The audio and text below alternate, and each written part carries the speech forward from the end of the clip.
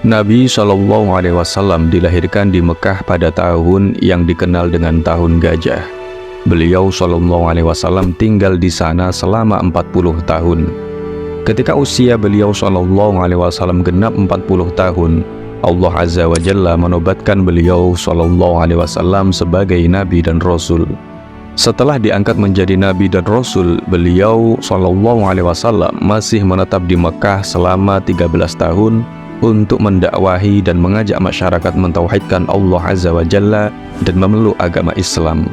Kemudian beliau hijrah atau pindah ke Madinah dan menetap di sana. Dalam perjalanan hidup beliau Shallallahu Alaihi Wasallam, banyak sekali peristiwa-peristiwa penting yang semuanya tercantum dan tercatat rapi dalam kitab-kitab hadis dan sirah atau buku-buku hadis dan sejarah hidup beliau Shallallahu Alaihi Wasallam. Namun pada kesempatan kali ini kita tidak bermaksud membicarakan semua peristiwa-peristiwa itu. Pada kesempatan kali ini kita akan berbicara tentang berbagai peristiwa terkait wafatnya Nabi Muhammad SAW.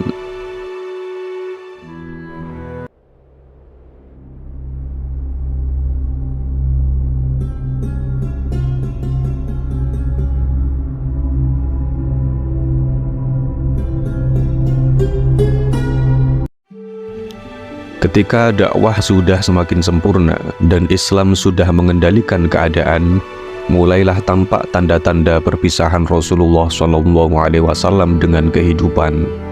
Hal tersebut tampak dari perasaan, ucapan, dan perbuatan beliau. Pada bulan Ramadan tahun 10 Hijriah, Rasulullah SAW melakukan i'tikaf selama 20 hari. Padahal pada tahun-tahun sebelumnya, beliau hanya beriktikaf selama 10 hari. Kemudian malaikat Jibril mengajarkannya Al-Quran sebanyak 2 kali, padahal sebelumnya hanya sekali. Dan pada Haji Wada, beliau bersabda, "Saya tidak tahu, mungkin saja saya tidak berjumpa dengan kalian setelah tahun ini di tempat wukuf ini selamanya." Kemudian di Jumrah Aqobah beliau juga bersabda, "Ambillah dariku manasik haji kalian.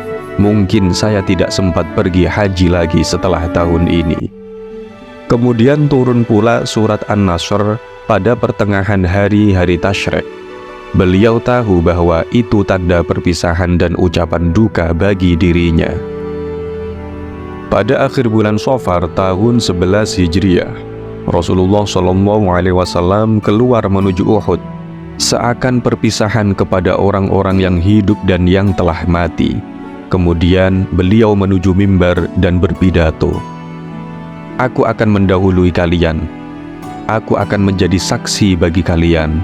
Sungguh sekarang aku telah melihat telagaku, dan sungguh aku telah diberikan kunci-kunci bumi dan simpanannya.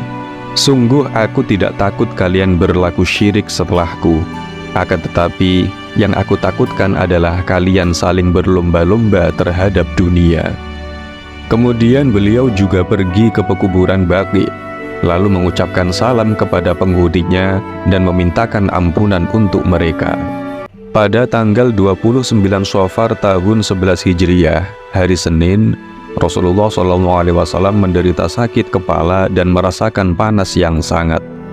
Begitu seterusnya, Rasulullah SAW menderita sakit selama 13 atau 14 hari. Namun Rasulullah SAW masih sempat mengimami sholat berjamaah sekitar 11 hari. Sakit Rasulullah SAW kian parah. Dia bertanya kepada istri-istrinya, "Di mana giliran saya besok? Di mana giliran saya besok?" Mereka memahami maksud Rasulullah SAW. Maka mereka mengizinkan Rasulullah untuk tinggal di mana beliau suka. Akhirnya Rasulullah SAW pindah ke rumah Aisyah.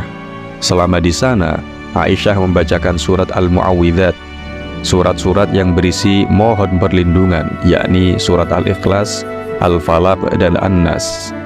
Dan doa-doa yang dia dapatkan dari Rasulullah SAW, kemudian dia tiup dan diusapkan ke tubuh Rasulullah dengan tangannya, mengharapkan barokah darinya.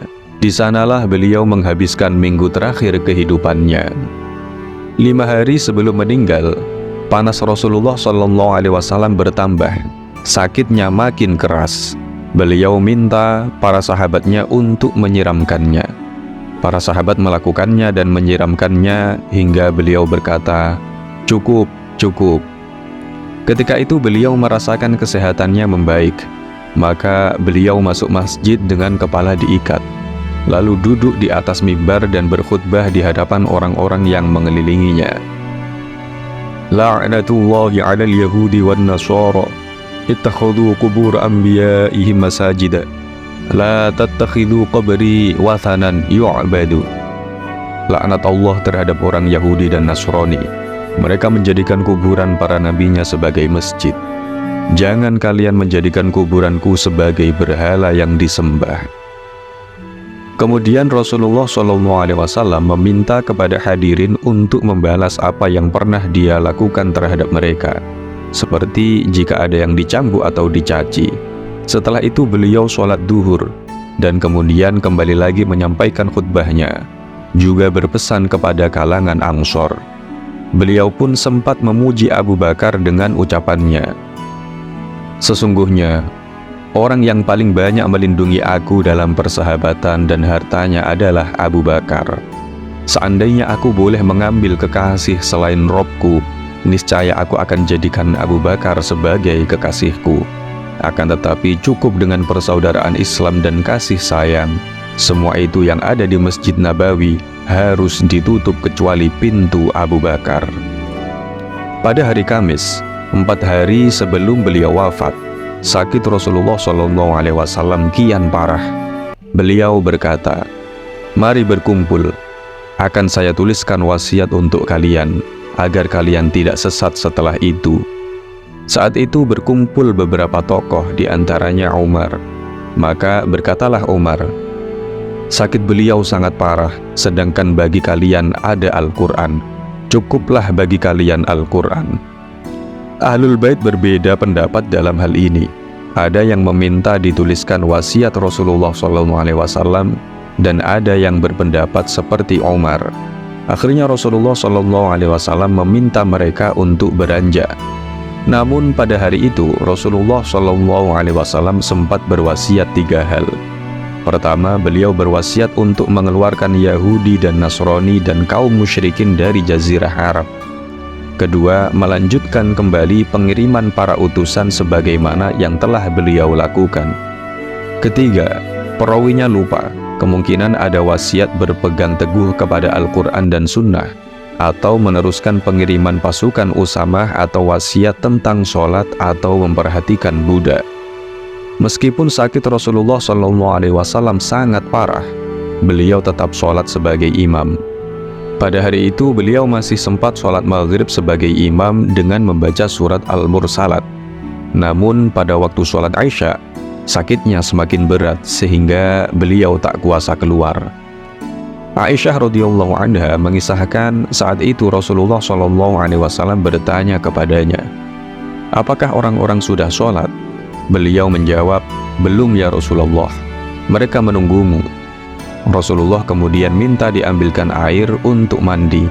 Lalu beliau mandi. Setelah itu beliau pingsan. Setelah sadar beliau bertanya lagi, "Apakah orang-orang sudah sholat?" Lalu dia mandi lagi, kemudian pingsan lagi. Begitu hingga terjadi 3 kali. Setelah itu dia meminta Abu Bakar untuk menjadi imam sholat. Maka Abu Bakar mengimami sholat pada hari-hari terakhir kehidupan Rasulullah SAW sebanyak 17 kali. Aisyah radhiyallahu anha berulang kali memohon kepada Rasulullah SAW agar Abu Bakar tidak dijadikan sebagai imam sholat supaya orang-orang tidak merasa berat kepadanya. Namun beliau menolaknya seraya berkata, "Sesungguhnya kalian seperti wanita-wanita pada zaman Nabi Yusuf. Perintahkan Abu Bakar untuk sholat menjadi imam." Pada hari Sabtu atau Ahad, Rasulullah SAW merasakan sakitnya terasa ringan. Maka diapit oleh 2 orang, beliau keluar untuk sholat duhur. Sementara itu Abu Bakar sedang mengimami sholat. Ketika Abu Bakar melihatnya, maka Abu Bakar berusaha mundur.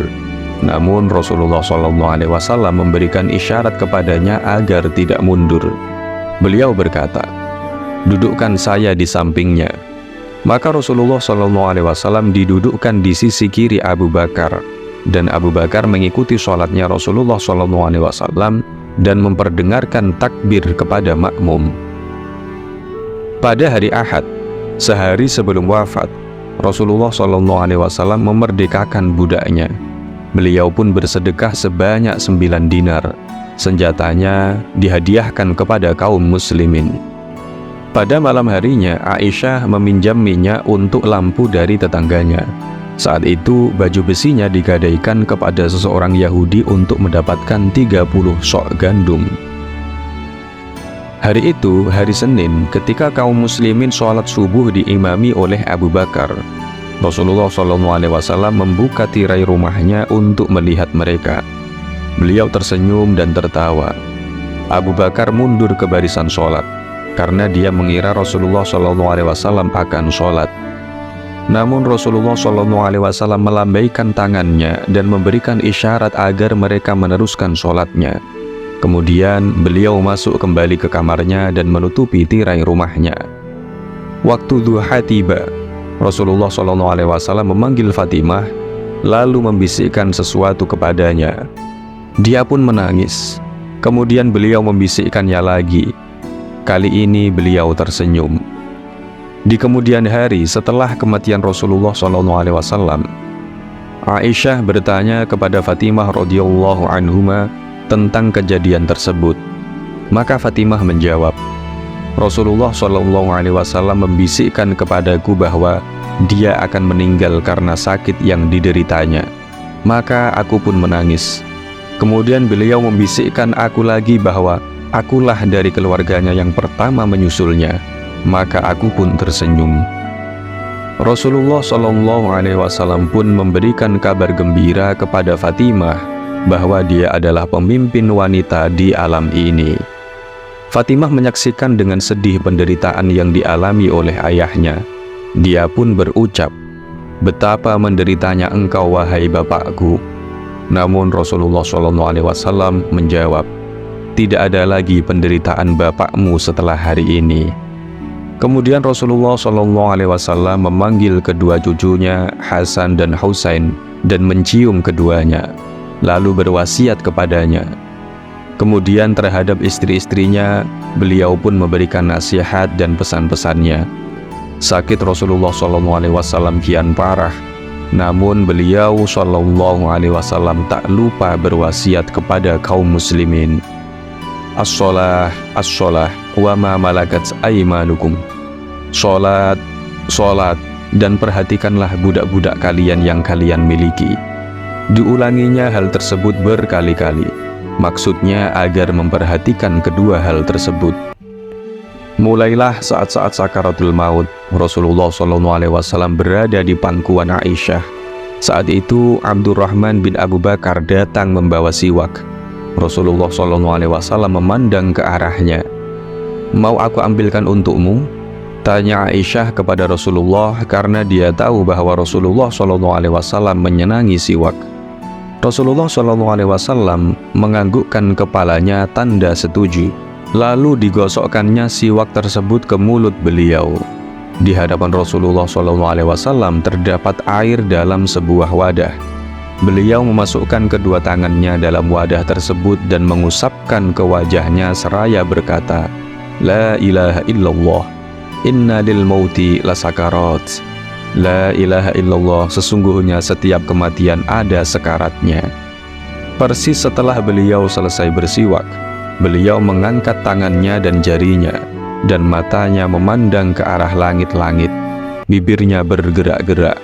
Aisyah berusaha mendengarkannya. Beliau mengucapkan, "Wa may yuti'illaha war rasula fa ulaika ma'al ladzina an'ama Allahu 'alaihim minan nabiyyin wash-shiddiqin wasyuhada'i wash-shalihin wa hasuna ulaika rafiqa.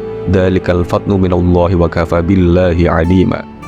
Bersama-sama dengan orang-orang yang dianugerahi nikmat oleh Allah, yaitu nabi-nabi, para siddiqin, orang-orang yang mati syahid, dan orang-orang soleh. Dan mereka itulah teman yang sebaik-baiknya. Yang demikian itu adalah karunia dari Allah, dan Allah cukup mengetahui. Allahumma ighfirli warhamni walhiqni birrafiqil a'la. Allahumma rafiqil a'la. Ya Allah, ampuni dan kasihanilah aku, pertemukan aku dengan teman-teman yang tinggi kedudukannya.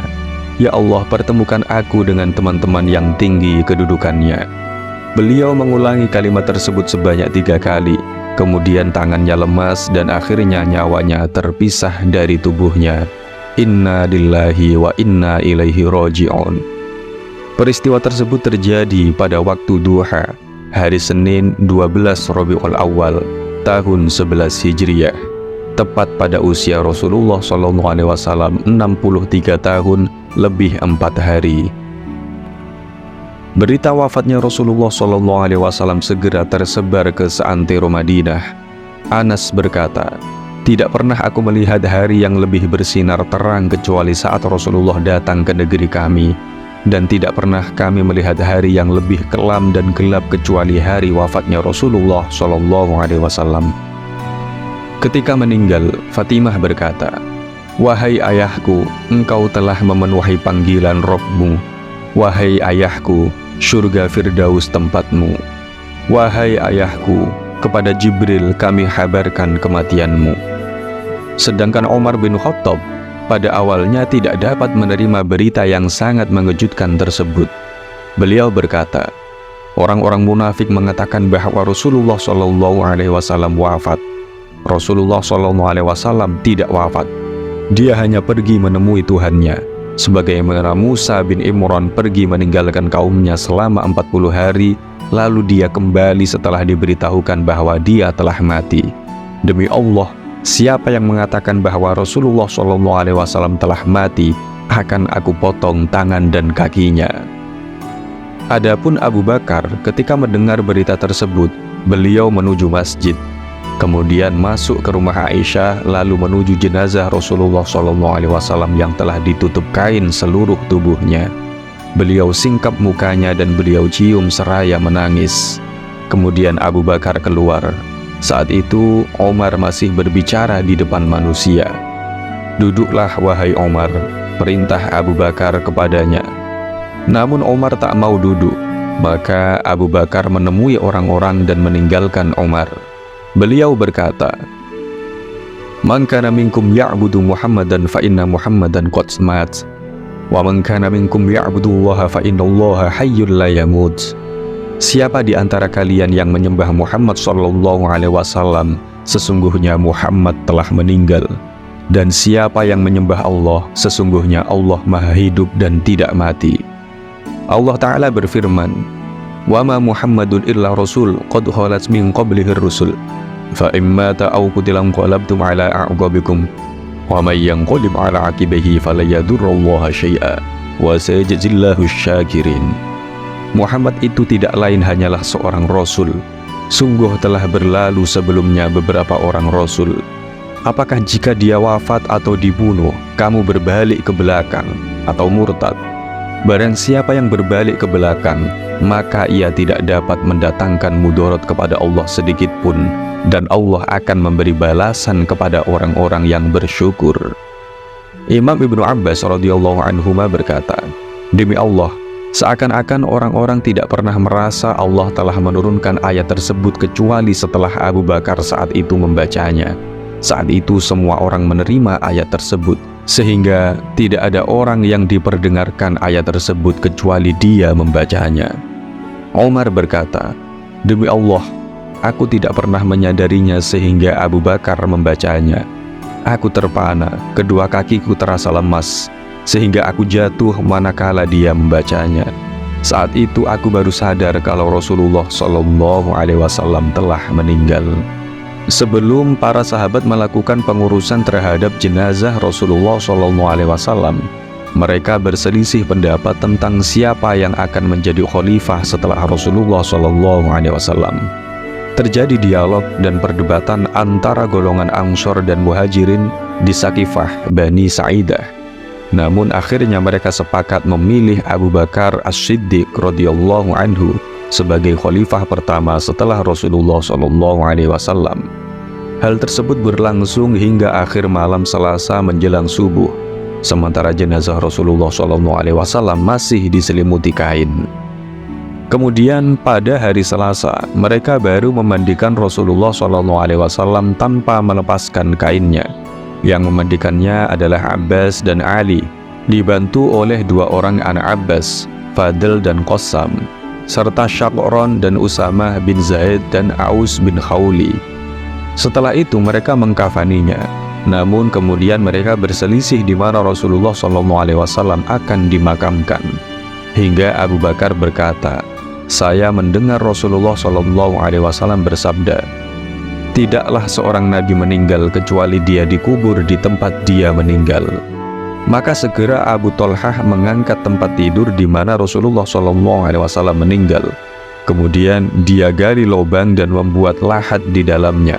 Sementara itu, kaum muslimin menyalatkan Rasulullah SAW secara bergantian di rumah beliau, dimulai dari sanak saudaranya, kaum muhajirin, ansor, wanita, lalu anak-anak. Pengurusan jenazah tersebut selesai pada hari Selasa malam Rabu. Sahabat-sahabat muslim yang dirahmati Allah Subhanahu wa Ta'ala, setiap mukmin harus mengambil pelajaran dari kisah kematian Nabi Muhammad SAW. Beliau adalah Khalilullah, kekasih Allah. Meski demikian, beliau SAW tetap mengalami kematian. Jika seandainya ada orang yang berhak hidup kekal di dunia, tentu Rasulullah SAW di antara yang berhak untuk kekal di dunia. Akan tetapi Nabi Muhammad SAW justru mengalami kematian. Bahkan Nabi Muhammad SAW dengan kedudukannya sebagai seorang nabi, beliau SAW mengalami sakaratul maut yang luar biasa. Bagaimana mungkin kita tidak mengambil pelajaran dari kisah wafatnya Nabi Muhammad SAW? Beliau adalah Rasul termulia dan imam bagi semua orang yang bertakwa. Setelah kita menyimak kisah ini, masih adakah orang yang menyangka atau meyakini bahwa dia tidak akan mati? Demi Allah, Robnya Ka'bah, tidak akan ada seorang pun yang kekal hidup di dunia. Allah Azza wa Jalla berfirman, "Kullu nafsin dha'iqatul maut." Setiap jiwa pasti akan mengalami kematian. Maka berbahagialah orang yang bisa mengambil pelajaran dari kisah ini, serta sudah mulai melakukan persiapan untuk menghadapi kematian yang pasti akan mendatanginya. Dia melakukan persiapan terus-menerus sebelum terlambat, karena kedatangan malaikat pencabut nyawa tanpa didahului pemberitahuan. Betapa banyak orang yang kita cintai meninggal di hadapan kita, padahal sebelumnya dia berharap bisa mengikuti pemakaman orang tuanya. Namun takdir menetapkan jalan lain. Justru dialah yang dimakamkan oleh kedua orang tuanya. Bahkan terkadang orang yang tidur seranjang dengan orang-orang yang dicintainya dan berharap mereka menikmati udara segar bersama-sama ketika mereka bangun, namun kenyataan berkata lain.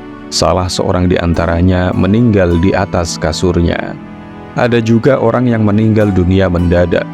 Sungguh, wahai sahabat-sahabat muslim yang dirahmati Allah Subhanahu wa Ta'ala, kematian itu tidak jauh dari kita. Terkadang ada orang yang sedang berbicara, namun sebelum sempat menyelesaikan pembicaraannya, tiba-tiba kematian datang menghampirinya, sehingga dia pun mati mendadak. Oleh karena itu, wahai saudara-saudara seimanku, hendaklah kita mengambil pelajaran dari semua peristiwa kematian. Jadilah orang yang cerdas, yaitu orang yang senantiasa mengingat kematian. Lalu dia berpegang teguh dengan Islam serta mengetahui sebuah hakikat bahwa kehidupan akhirat itu jauh lebih baik dan lebih kekal daripada kehidupan dunia. Pelajaran terpenting lainnya yaitu tentang keagungan tauhid yang dibawa oleh Rasulullah SAW yang beliau dakwahkan selama hidupnya. Demikianlah seharusnya kaum muslimin yang mendapatkan taufik dari Allah Azza wa Jalla. Mereka akan terus bersemangat agar tetap menjadi orang-orang yang terus mentauhidkan Allah Azza wa Jalla. Mereka akan terus mengamalkan dan mendakwahkan tauhid sampai kematian datang menjemputnya. Mereka mencintai semua orang yang mentauhidkan Allah Azza wa Jalla dan menjadikan dirinya sebagai bagian dari mereka. Dia senantiasa bermunajat kepada Rabb-Nya agar diberi keteguhan hati untuk tetap berada di atas tauhid sampai meninggal dunia. Dari peristiwa wafatnya Nabi Muhammad SAW, kita bisa pahami bahwa Nabi SAW adalah manusia yang juga mengalami sakit sebagaimana manusia lain mengalami sakit. Beliau SAW mengalami kematian sebagai manusia yang lain mengalami kematian. Hanya saja Allah Azza wa Jalla telah memuliakannya dengan risalah. Beliau SAW hanyalah manusia biasa yang tidak layak untuk disembah. Beliau SAW adalah seorang Rasul yang wajib untuk ditaati dan yang wajib untuk diikuti. Kita tidak boleh bersikap berlebih terhadap Rasulullah SAW. Namun juga kita tidak boleh meremehkan Rasulullah SAW. Kewajiban kita sebagai kaum muslimin adalah memposisikan Rasulullah SAW pada posisi yang semestinya, sehingga kita tidak mencederai tauhid yang merupakan hak Allah Azza wa Jalla. Alhamdulillah Rabbil Alamin. Demikian dari kami. Apabila banyak kesalahan, mohon maaf yang sebesar-besarnya. Al-haqqu min rabbika fala takunanna minal mumtarin. Wassalamualaikum warahmatullahi wabarakatuh.